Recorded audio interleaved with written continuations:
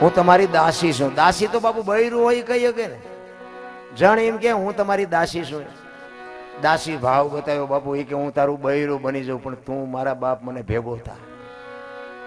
કેટલી બાપુ ઈશ્વર મેળવવાની વેદના હશે.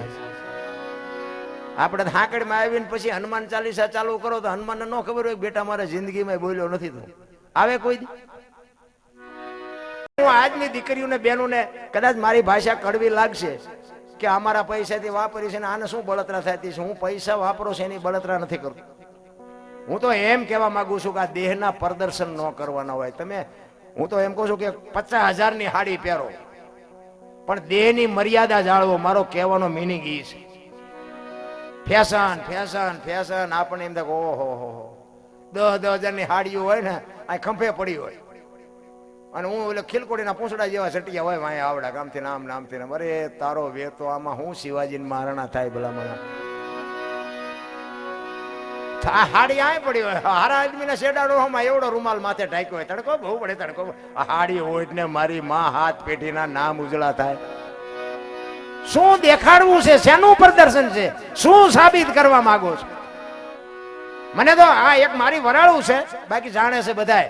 આ તો હું એક કહેવા ખાતર કહું છું કે હું કહું દુનિયા સુધરી જાય એવું નથી, પણ હું તો એટલા માટે કહું છું કે આજે બાપુ ગંગા સતીન પાનબાઈ જેવી દીકરીઓ થાય ને મહારાણા પ્રતાપ ને શિવાજી જેવા દીકરા થાય પણ એવી ખુમારી માને હોવી જોઈએ. છત્રપતિ શિવાજી મહારાજ જીજાબાઈના ઉદરમાં હતો ને તેથી માને ખબર નહોતી કે મારા પેટમાં દીકરો છે, પણ એને એટલી ખબર હતી કે સંતાન છે. એ મારું સંતાન ને બાપુ એને રામાયણ ને ગીતા ઓગાળીને પાઈ દીધી હતી કે મારું સંતાન કોઈ દી માય કાંગડું ન થાય, મારું સંતાન આપને ટેકો દેવું થાય એવી ખુમારી માને જોવે. એટલા માટે હું કહું છું બેનું ને ખાઓ પીવો વાપરો પણ ઉદરમાં સંતાન હોય ને રામાયણના ગીતાના બાબુ બબે પાના વાંચો ને જો બાપુ એનો પ્રભાવ ન પડે તો હું આ ભજન ગાવાનું બંધ કરી દઉં. કોઈ દી માય કાંગડું સંતાન થાય જ નહીં. વહુ હારો ભેગા પાણી પૂરીઓ ખાતા હોય તો અહીંયા પરજા જેવી થાય. ઈ અવડા બંધવે ઈ અવડા ખોદે એવી થાય, એમાં કઈ ન હોય. એક બાપા નથી બહાર કેમ ગયા તે હાંજ પડી ને તો કે મારે હવે ઘરે જવું.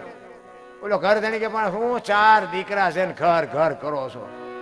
એક મણનો નિયાકો મૂકીને કે જો હારો એક કોક દે 4 ને ગુડવા છે લ્યો શું કરવા? 4 હોય 40 હોય શું કરવાના? હે કાઉ જાજા કાગોલિયાન કાઉ જાજા કપૂત હકડી છે મયે ભલે ને હકડો ભલો સપૂત. હારો બાપુ એક દીકરો હોય કે હારી એક દીકરી હોય ને બાપુ 7 પેઢીઓના નામ ઉજળા કરી દે એવા ઇતિહાસ આપણા પડ્યા છે. બાકી અત્યારનો સમય આપણને મને તો ક્યારેક ક્યારેક અમુક પ્રસંગો સાંભળું તો મને એમ થાય કે એ ભગવાન હવે હાંકેલો કરી લે તો અમારો સારું ન કરે. અમે જોઈ નથી શકતા. સમજણ આવે પછીની જ આ વાત છે. બાકી તો બાપુ આખી દુનિયાને મરી જ જવાનું છે. અને દીકરીઓ છે તો એક મારા બાપ શક્તિનો અવતાર છે. હું તો એમ કહું તમે ધારો તો આજે બાળીને ભસ્મ કરી દો એ તાકાત છે, પણ હવે તમે પોતે દી ઉઠાડ્યો છે તમે આમ કેવું કોને? દીકરી તો દીકરી છે ભલા મને. મોઢે બોલું માં હાથે નાનપણ સાંભળે પછી મલક બધાની મજા. પછી બાપુ 9 મહિના સુધી ઉદરમાં જો માં રાખી શકતી હોય એનું સંતાન જન્મ આપે લાલન પાલન કરે ઉછેર કરે અને નામ વાયા બાપાનું લાગે. બોલો માનો ભોગ છે એટલો બાપનો નથી તો વાયા બાપાનું લાગે. ફલાણા ભાઈ જોય ફલાણા ભાઈ ફલાણી માં એવું હોય. અન્યાય નથી પણ માએ સમર્પણ કરી દીધું એ કે એની વાયા બાપાનું રાખો. કેમ કે આ કદાચ કોથળીઓ તોડીને ઊંધો પડ્યો હોય થોડીમાં માછું કરીને કોક કે કોનો છે ફલાણી માનો છે મારા ખોળિયામાં જીવ નહીં રહે એની વાયા બાપાનું રાખો. સમર્પણ છે માનું. અને હારા દીકરા છે ને એની વાયા બાપુ તમને ન ખબર હોય તો કહું એમાં માય માનું છે. હનુમાનજી કોનો? અંજનીનો. કર્ણ કોનો? કુંતીનો. ભીષ્મ કોનો? ગંગાનો. શિવાજી કોનો? જીજાબાઈનો. હારા હારા માના બગડેલા બાપાના. માં છે ને માં તમે ગમે ત્યાં જાઓ ને ઉપર જાઓ આરાસુર જાઓ ધજામ જાઓ પાવાગઢ જાઓ ચોટીલા જાઓ બધે માં ઉપર બેઠી. શું કામ? મારા સંતાનની નજર રહે એટલે. બાપા બધા ભોંયરામ છે તંબકેશ્વર ને રફાળેશ્વર ને ભોંયરેશ્વર ને રિયા સલમુ દાબે. માન બાપા બાપુ ધરતી ને આસમાન જેટલો ફરક છે. માં છે માં છે. એક રોટલાના 4 ટુકડા હોય અને 4-5 જણા ઘરના સભ્યો હોય તો એમાં એક જ વ્યક્તિ એમ કહે કે મને ભૂખ નથી લાગી. એ માં હોય. બાકી કોઈની તાકાત નથી. તમે રાતના 2 વાગે ઘરે આવો ને તો માં એક જ ભૂખી બેઠી હોય કે હજી મારો દીકરો નથી આવ્યો. એને ખાધું છે કે નહીં ખાધું હોય? એને વાહન મળ્યું છે કે નહીં મળ્યું હોય? બાકી આખું ઘર તમે જુઓ ને તો તોલાળીને હૂતું હોય. માં એક જ પછી તમે ભલે લોજમાં જમીન આવો પણ માં બાપુ અહીંયા એનું મોઢું જોવે ને એને પૂછે કે બેટા તું જમ્યો કે હા, પછી જ બાપુ માં ખાય. એનું નામ માં. માની માં હોય ને એને નાની કહેવાય. એ માંથી મોટી નથી. માં તો બાપુ માં છે. હું તો અને મેં હમણાં કીધું આપણે સારું કામ જિંદગીમાં કર્યું જ નથી.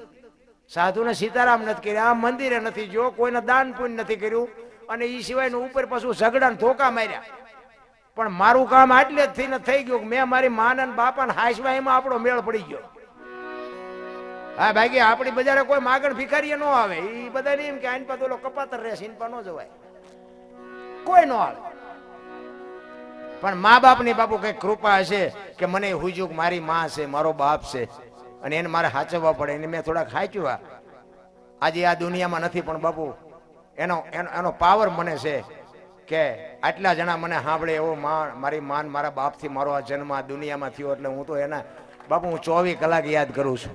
હું કોઈ પણ જગ્યાએ ભજનમાં જાઉં ને, હું સ્ટેજ ઉપર ચડું ને, આ તો અમુક વાત મારે કહેવાય નહીં પણ એવો અમુક ડાયરો ભાવિક હોય ને એટલે હું કહી દઉં.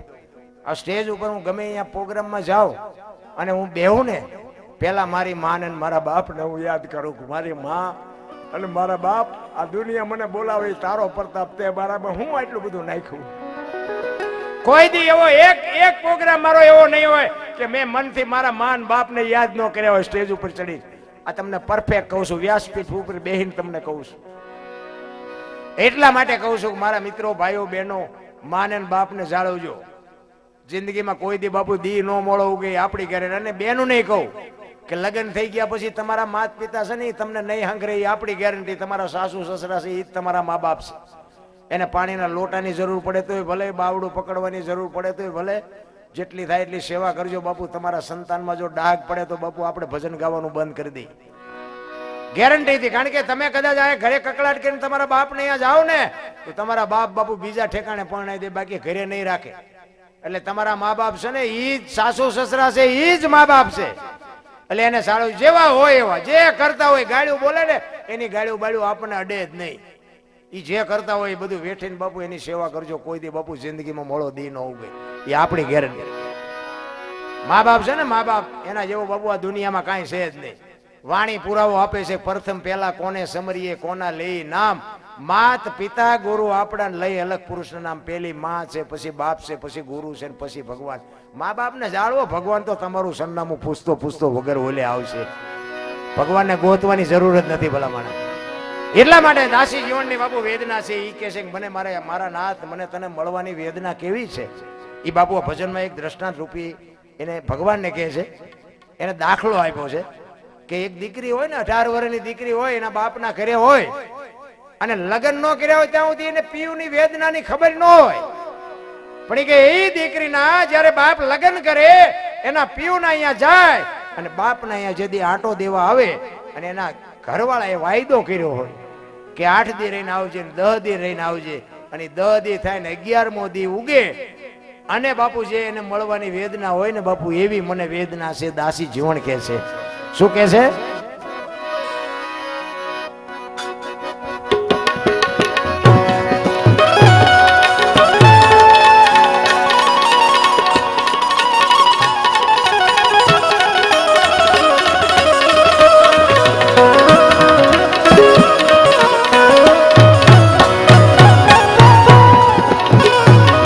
હોય છે જાણે રે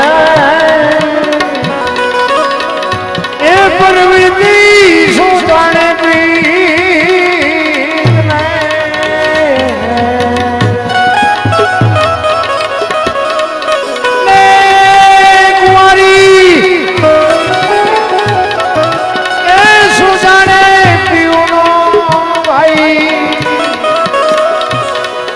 યોગ રે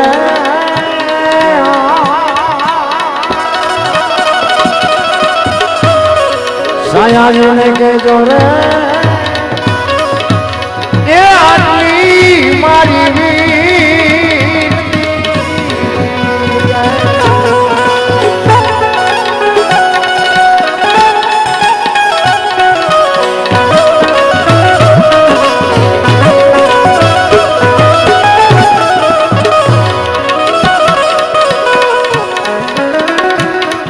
ગુરુ ચરણ રે દાસી જીવનમાં લ્યા રે દેજો દેજો એ જી સમજને ભાઈ વાસરે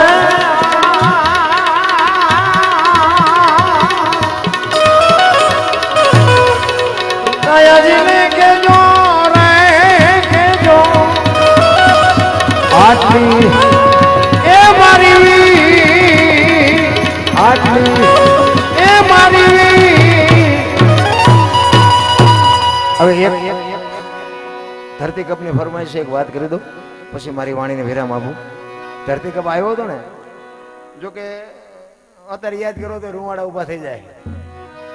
તેથી બાપુ બહાટી બોલતી હતી અને પનર વાળાના સંબંધ બગડી ગયેલા હતા ને, પણ આમ ધરતી આમ હિલોળો માર્યો ને એક તો પેલા રાંધીને ખાવા માંડ્યા. આપણને એમ થાય સમાધાન કોણ કરી ગયું. અમારા સુરેન્દ્રનગર આપણો જિલ્લો અને મોડી તાલુકાનું ટીકર ગામ, એના એક અમારે ભીખાભાઈ રબારી હતા, કદાચ તમે સાંભળ્યા હોય. આજે મોબાઈલમાં સર્ચ મારો તો આવે છે ભીખાભાઈ રબારી, આજે આ દુનિયામાં છે એ નહીં, પણ આ ધરતી કપની વાત એને લખી છે. કઈ તારીખે આવ્યો હતો, કેટલા વાગે આવ્યો હતો, કેટલી તીવ્રતાનો આંચકો હતો, ક્યાંથી એનો લાવારસ નીકળ્યો અને ગુજરાત રાજ્યના કેટલા ગામડા આવરી લીધા, એની બાપુ આ ભીખાભાઈ વાત કરે કે ક્યાંથી હાલ્યો હતો એમ.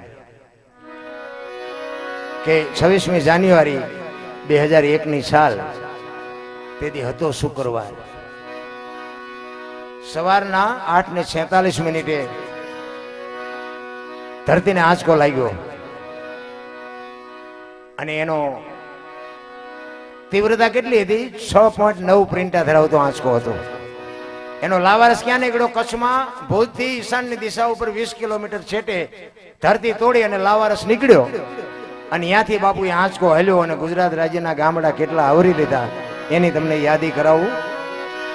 પ્રથમ ભાગે જ્યાં પ્રગટ થયો કચ્છમાં ધ્રાંગ લોડાઈને ધ્રુજાવતો, ભુજને લીધો ભરડો, અંજારને આટો ફરી ખીડોય નાખ્યું ખકડાવી, બચાવને કર્યું ભાંગીને ભૂકો રાપને રમ ઢોળતો, સામખિયાળીને નોરવા દીધી શાન કે ભાન કેર કર્યો કારો, ચૂથી નાખ્યો ચકલાનો માળો, બચાવો ની થાય કિકિયારી નથી બચવાની ક્યાંય બારી, ત્યાંથી ઉભા રણમાં આવ્યો માળિયા માથે થઈ, મોરબીના ઉડાડ્યા મોર, જામનગર માથે જડી બોલાવતો, હાલારનો પકડ્યો હાથ બહુ ધુણાવી, બારાડી જુનાગઢિયા લીધા ઝપટમાં ડોલાવ્યો, દક્ષિણનો દરિયો ત્યાંથી પાછો ફર્યો, ભાવનગરને ભડકાવતો, વલભીપુર નાખ્યું ઓલોવી, નોરવા દીધી શાન કે ભાન કેર કર્યો કારો, ચૂથી નાખ્યો ચકલાનો માળો, બચાવો ની થાય કિકિયારી નથી બચવાની ક્યાંય બારી, વલભીપુર માંથી વસુટો ગોહેલવાડમાં ગુંજાણો, પોણા ભાગનું લીધું પાલીતાણા, બજરંગ બાપાની મેરથી બગદાણાથી બારો હાલ્યો, કાઠિયાવાડ કમકમાવતો, રાજકોટમાં રેલાણો 8 નંબર રોડે અથડાણો, ચોટીલા હોરો થઈ, સાયલાને કરી શાન, લીમડીને મારતો ગયો લપાટ, ધોળકા ધંધુકા ધ્રુજાવતો, ભરૂચના ઉડાડ્યા ભમરા, સુરતને કરી શાન, વાપી નાખ્યો ઓલોવી, નોરવા દીધી શાન કે ભાન કેર કર્યો કારો, ચૂથી નાખ્યો ચકલાનો માળો, બચાવો ની થાય કિકિયારી નથી બચવાની ક્યાંય બારી, વાપી માંથી વસુટો અમેરિકા જતા આળાથી પાછો પરવડ્યો, પાકિસ્તાનમાં કરાચીના ઉડાડ્યા કાગડા, દીવાડાડી ડોલાવતો, વળતો વળ્યો અડધું લીધું, અમદાવાદ સાણંદ સોસરો થઈ, લખતને લગ ભગાવતો, વઢવાણના પાડ્યા વાટ જોર કરી, જોરાવનગર માથે મનાડો, રતનપરને રમ ઢોળતો, સુરેન્દ્રનગર સોસરો થઈ, દુધરેજના દેવળે બેખાણો, ઝાલાવાડ માથે ઝકડ બોલાવતો, ધાંગધ્રાને ધ્રુજાવતો, હળવદ નાખ્યું હલબલાવી, રણની ટિકિટને ટાળતો, સરા સોસરો થઈ, દુધઈના દેવળે દર્શન કરતો, ખાનડીને ખગડાવતો, મૂળીમાં જઈ મલકાણો, ત્યાંથી વળતો વળ્યો આવ્યો મારા ટીકર ગામમાં આવીને કર્યું ટીખળ, ગામડે ગામડે ભૂકંપ તારા ભડકારા, ભણે ભીખો રબારી આવું કેમ કર્યું કીર્તન, એવો બાપુ ધરતી કપ આવ્યો ને. હા નહોતો હમાતો, હા બાપુ આમ ધરતી હિલોળો માર્યો તો કદાચ ગલોટીઓ ખાઈ જઈ હોત તો આપણે શું કરત. થોડા થોડી કરતા હતા, સુરેન્દ્રનગરમાં હતા, મેં ક્યાં જાઉં, મુંબઈ સુધી ડકબકે મોટો દોડવા ભેગું થાય તો. હવે આ ચારે તો શું ન કરે, એટલી તો એક આંસકો માર્યો તો હવારે ઝાંપે ગાયું ને તમે જુઓ તો રજગાન, સહાટિયાન, કડબૂન, પથારીયું કરવા માંડ્યા. આપણે એમ થાય ઓહો, હું તો ચારેક યાદ કરું કે 100 મહિને 12 મહિને ચારેક આવતો રહી જાય એટલે બધા હંપીને રહેતો ખરા. બસ બાપુ ઈશ્વર આટલી જ વાર લાગે, જો તમને મને આ દુનિયામાંથી ઉપાડી લેવો હોય ને તો આટલી જ વાર લાગે. એટલા માટે જ મહાપુરુષો કહે છે કે એક ઘડી આધી મેં પુણ્યાત, તુલસી સંગત સાધકી કટે કોટી અપરાધ. બધા મને શાંતિથી સાંભળો બદલ બધાનો ખૂબ ખૂબ આભાર. કાંઈ ભૂલચૂક થઈ હોય તો માફ કરજો. જય માતાજી, જય સિયારામ, જય સિયારામ. જય સિયારામ.